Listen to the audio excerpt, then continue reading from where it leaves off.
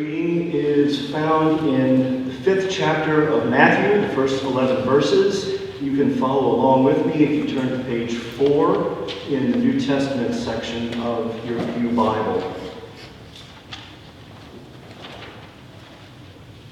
When Jesus saw the crowds, he went up the mountain, and after he sat down, his disciples came to him. Then he began to speak and taught them, saying, "Blessed are the poor in spirit, for theirs is the kingdom of heaven. Blessed are those who mourn, for they will be comforted. Blessed are the meek, for they will inherit the earth. Blessed are those who hunger and thirst for righteousness, for they will be filled. Blessed are the merciful, for they will receive mercy. Blessed are the pure in heart, for they will see God. Blessed are the peacemakers, for they will be called children of God. Blessed are those who are persecuted for righteousness' sake, for theirs is the kingdom of heaven. Blessed are you when people revile you and persecute you and utter all kinds of evil against you falsely on my account. Rejoice and be glad, for your reward is great in heaven, for in the same way they persecuted the prophets who were before you." May the Spirit of wisdom guide our understanding of this scripture. Thanks be to God.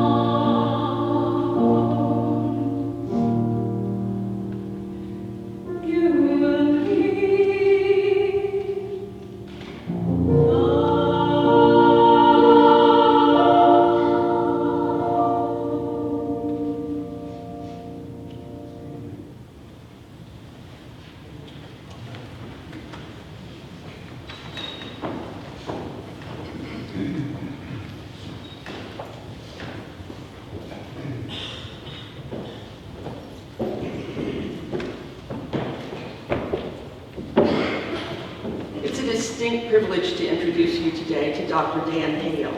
He's not a stranger to this congregation. He's been here several times, but we're particularly happy to have him to deliver the sermon this morning. Dan is a clinician, an educator, an author, a husband, a father, and every day he is the special assistant to the president of Bayview Medical Center, part of Johns Hopkins University Medical Systems. Dan has been active with NAMI Metro and NAMI Maryland. He is someone who walks the walk and talks the talk, and I know you're going to enjoy hearing from him this morning. Dan. Thank you.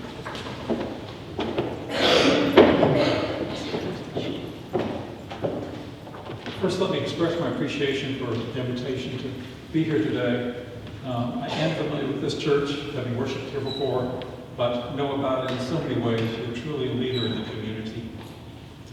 I want to speak today on what I consider to be one of the principal teachings of my faith, and one that I take very seriously, and that is the responsibility to care for the most vulnerable among us. Growing up, that often meant volunteering at the rescue mission to reach out to the homeless and the hungry, or visiting frail elderly in the nursing homes, or working with severely disabled children in the state hospital. Later, there were opportunities to reach out to those suffering from discrimination and from extreme poverty. For me, the focus on caring for the vulnerable and suffering always meant reaching beyond the walls of the church. It didn't occur to me to also look inside the church. It wasn't until I began my training as a clinician and began working with the seriously depressed that I realized many of the individuals experiencing the greatest sense of vulnerability and despair are sitting in our church pews on Sunday mornings, suffering in silence. Later, I would be one of those individuals, feeling more vulnerable and despairing than I had ever imagined. The need for churches and other faith communities to reach out and care for those suffering from depression has never been greater. Depression is now recognized as one of our most serious public health concerns. Each year, more than 10% of American adults experience a major depressive episode, and more than 20% will experience at least one episode at some point in their life.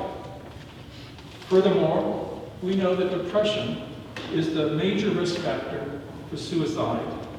Suicide is now the second leading cause of death in the 10 to 34-year-old age group, and the fourth leading cause of death among adults ages 35 to 54. And there's been an alarming increase in the suicide rate in the 21st century. It has risen more than 30% between 2001 and 2017. We also know that depression is a significant risk factor for substance abuse, another of our most serious public health concerns. Now, while we might want to believe that our religious faith can protect us from depression and suicide, we know that's not true. We have heard too many stories of religious leaders and members of deeply religious families who have suffered from depression and taken their own lives. We need to recognize that depression does not discriminate. It is found among the young and old, the religious and non-religious, and all ethnic and racial groups. I believe that the challenge for us as people of faith, as Christians, is to create communities where individuals experiencing the crippling pain and despair of depression can feel safe turning to their clergy and to their fellow congregants, a place where they will feel confident that they will be understood and supported and not judged. This starts by bringing the topic of depression out of the darkness and into the light. We must begin talking about it more openly, just as we are doing here today. We must talk about it in our youth groups, in our adult classes, in our senior programs, and from the pulpit. One of the key points we need to understand and emphasize is that the clinical depression we're talking about is not the same as the sadness or blues that we all experience from time to time. Rather, it is a serious illness that can be life-limiting and even life-threatening.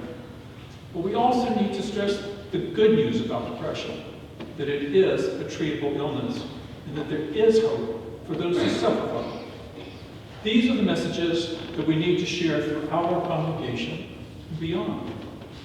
We can begin by providing educational materials about depression in worship services and other congregational gatherings, as we've done today, or at least they're available out front. This can help people recognize what depression looks like and understand the tremendous impact it can have on individuals. So what does depression look like? Let me take a few minutes to tell you what it was like for me. First, there was a profound sense of sadness, deeper, more intense than anything I had ever experienced before, and it never went away. There was absolutely no relief. It was with me every minute, every day. Then there was the loss of the ability to enjoy activities I previously had found gratifying and meaningful, including Sunday worship services, which had been an important part of my life ever since I was a child.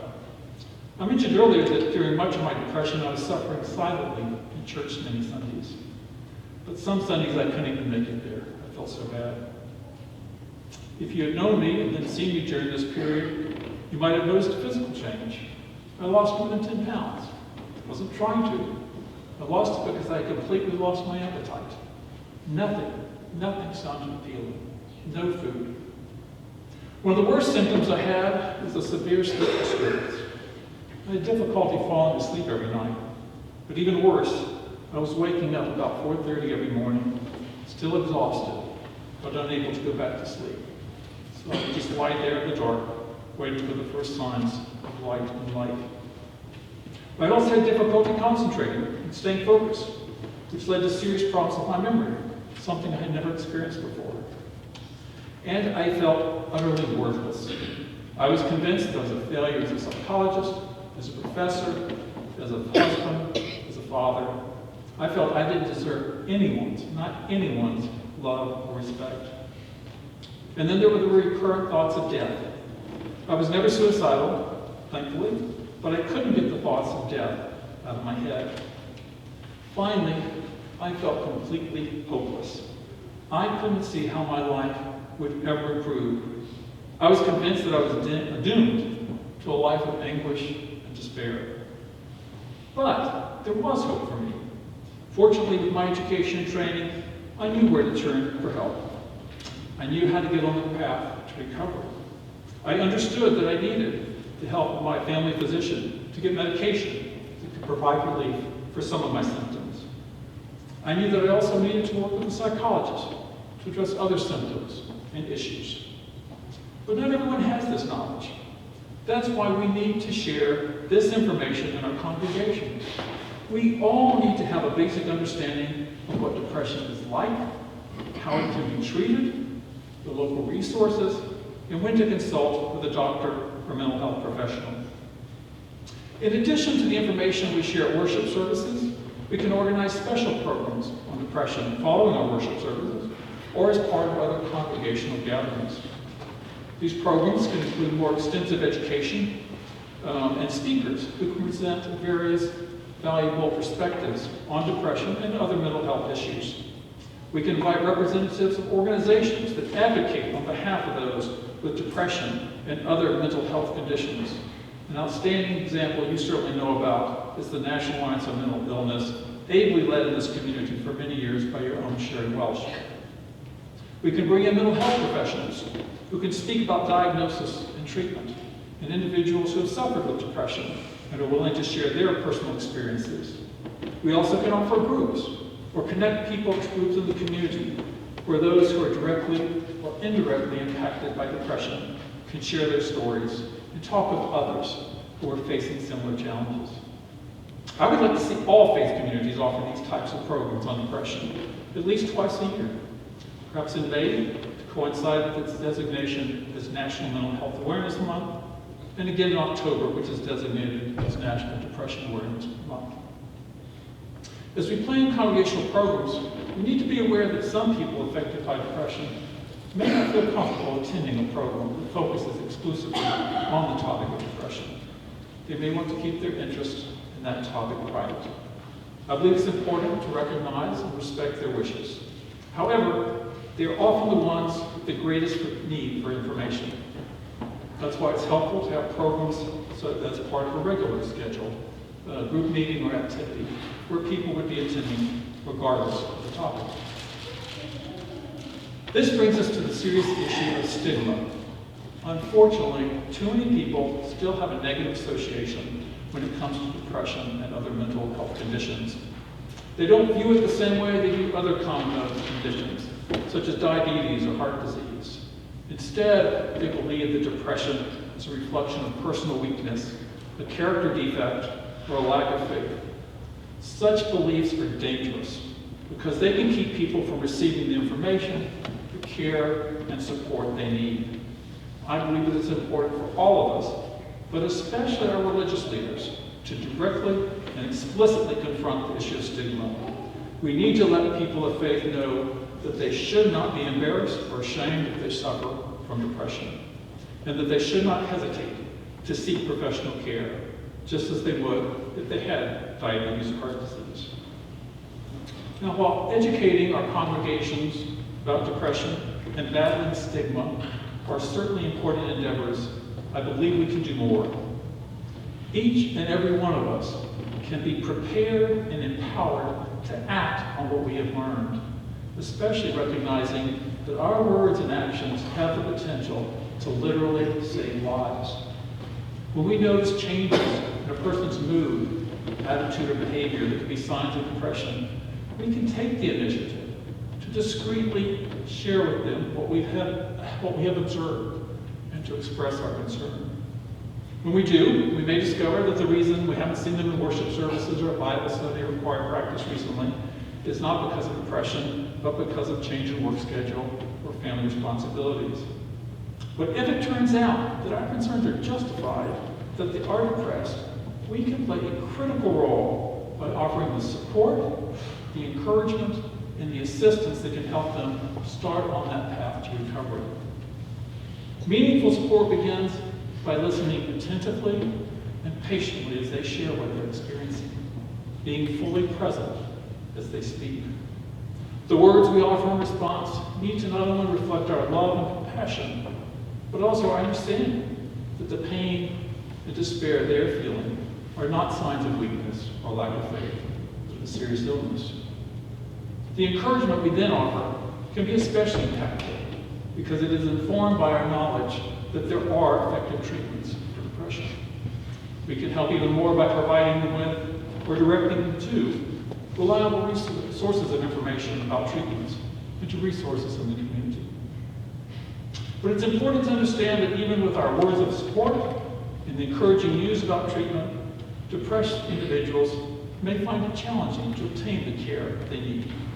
Tasks that would not have seemed difficult at all before they became depressed, scheduling an appointment with their doctor, finding a mental health professional who accepts their insurance, arranging transportation to their appointment, or finding childcare while they're at their appointment, these now may seem overwhelming. These are the type of tasks you and I can assist with. And it may be only because of such assistance that they're able to receive the care they need. Finally, it's important to understand that the need for support and encouragement doesn't necessarily end when treatment begins.